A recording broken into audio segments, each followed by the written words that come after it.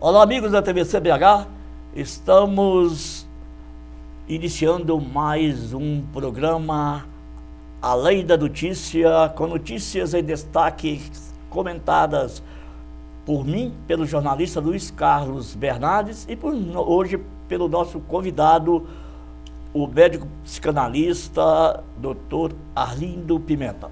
Tudo bom, Peninha? Grande prazer, Didi, mais uma vez. Arlindo, de entrevistado do outro programa, você agora é comentarista desse programa, ok? Grande prazer. Isso. Vamos ver. E vocês, telespectadores, aí, se quiserem nos dar o prazer, é só sugerir temas, vir aqui nos visitar na Rua Estados Unidos 48 e participar da nossa programação. Serão sempre bem-vindos. Bom, quais as notícias em destaque de hoje? Embora já esteja o foguetório já tenha acabado, eu como cruzeirense que pretende ser justo, honesto, bom, para depois ter o direito de vaiar, não posso deixar de destacar a belíssima vitória do Atlético aqui contra o Fluminense. Foi um belíssimo jogo, provavelmente o melhor jogo do campeonato, em que o Atlético mostrou técnica e garra ao mesmo tempo e o juiz anulou um gol estranhamente. Tudo bem, houve ali um empurrão do Leonardo, mas é estranho que primeira vez na minha vida, eu vou ao campo desde 5 anos de idade, que eu vi um gol desse tipo ser anulado no Brasil ou em qualquer lugar do também mundo. Uma grande depois do até adquirido, o Ronaldinho realmente pegou um cara que já estava no fim da picada e está jogando muito melhor do que jogava antes na seleção. Arlindo, você é chegado e foi futebol? Eu sou atleticano doente desde 1947. Nossa. Né? Tem uma... Mas eu queria comentar, né, a respeito disso o seguinte, a manifestação também que eu vi da torcida do Atlético protestando contra o protecionismo do Fluminense. Fizeram CBF, CBFlu, não é isso? E você sabe... E parece que a torcida gritou durante uma boa parte do jogo, vergonha. Aí, eu queria então uma coisa seguinte, essa questão da lei no Brasil. Legislação. A lei, né? Ela, nós sabemos, né, e entrando um pouco aí, e cutucando um pouco aí o Edivaldo, né? Aquela coisa que ele diz, infelizmente o Brasil dura lex sed latex. A lei é dura, mas espicha.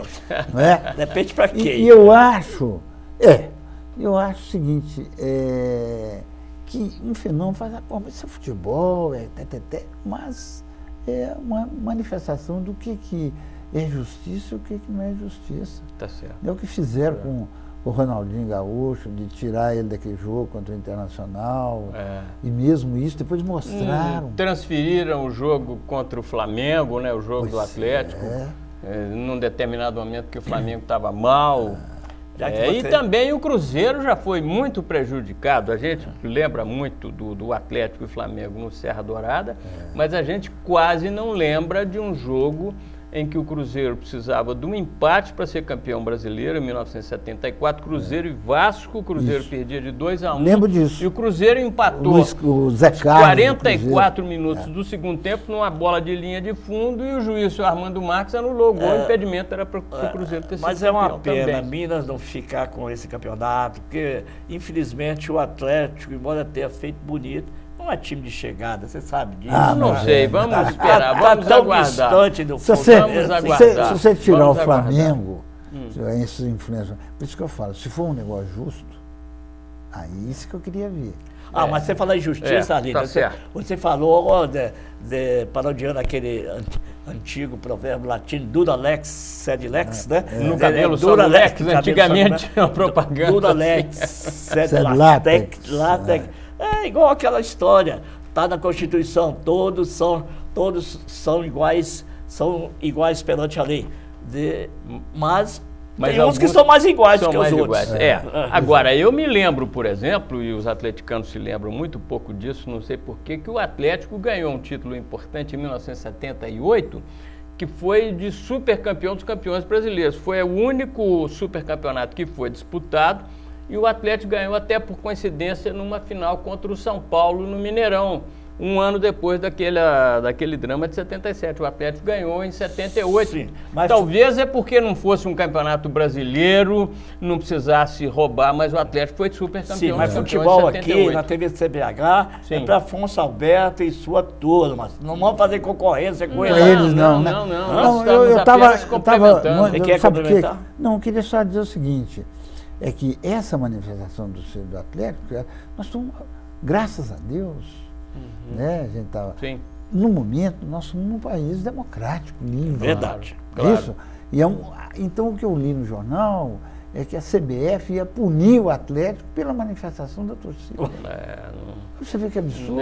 Não jogaram nada no campo, aí seria uma censura. Aí seria uma censura. Chega de censura em regime fechado e em regime aberto. Por falar em justiça, nós temos aí as comissões da verdade e tal. Arlindo, nós que somos você é da minha geração, nós somos daquela época de 64, quando jovens nós saímos aí tentando mudar o Brasil e o mundo, a estudantada quem discutia e brigava pelo petróleo, contra... Petróleo é nosso, grande campanha. A favor do petróleo e outras mazelas, né? E muitos pagaram por isso. Você se lembra da época do DOPS? Nossa Senhora, a gente ficava lá na Afonso Pena, esperando, a hora que eles ligavam a sirene lá, dava um frio na barriga. Né? Peraí, Minas, inclusive, recebeu outros estados brasileiros, um negócio praticamente inédito. Eu acho que os jovens hoje não conseguem nem imaginar. Um professor de tortura, um uruguaio, como é que ele chamava? Damitrione. Chegou a ser o nome de rua em Belo Horizonte, depois essa rua foi trocado gloriosamente para nós mineiros, por Rua Helena Greco. Não, já é de Mata Machado. Zé Carlos Mata Machado, que foi um estudante torturado e morto. Mas, para a gente ter uma ideia, né? Rua Damitrione. Agora, Didi, eu soube que você tem uma dívida para com o Estado, porque o Estado, quer dizer, antigamente, te cobra 18 dias de hospedagem e alimentação? Não. Como é que é isso? A dívida do Estado para comigo, eu que sou credor.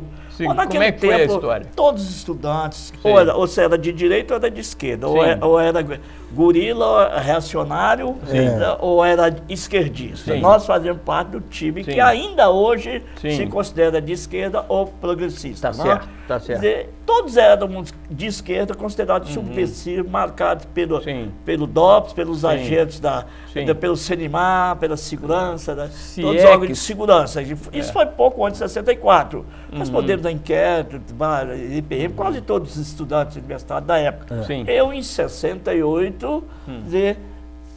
sem que, nem para quê. Fechamento do regime depois de 3 anos de estar no interior, advogando lá, sossegado, pelo fato, acho que ter sido um dos fundadores da AP, com a Ação Popular, a gente também participou disso. Eu abri um kitnet que eu possuía aqui em Belo Horizonte. Morava lá, mas tinha um kitnet aqui. Eu só li metralhadoras na minha cara. O exército tinha entrado no meu kitnet, e aí foi aquela saraivada de tapa, chupão, tá? Disso aí resultou para mim 18 dias de hospedagem no DOPS incomunicável. O DOPS é aquele, hoje atual DOESP, logo ali na Avenida Afonso Pena. E eu não podia me comunicar com ninguém, estava na cela sozinho, né? O pavor que a gente tinha, porque estavam matando mesmo os colegas. Podia ser morto. Eu tenho um colega, Antônio Joaquim de Souza Machado, que você conheceu também. A última moradia dele foi comigo. Até hoje o corpo dele não foi encontrado. Embora ele fosse filho de latifundiário, o advogado dele fosse pedaleixo. Bom, tudo isso nós estamos comentando, porque está acontecendo aí as audiências das comissões da verdade. Você e o Arlindo talvez possam comentar melhor a respeito disso. Eu acompanhei as 2 audiências da Comissão Nacional da Verdade, que esteve em Belo Horizonte nos últimos dias.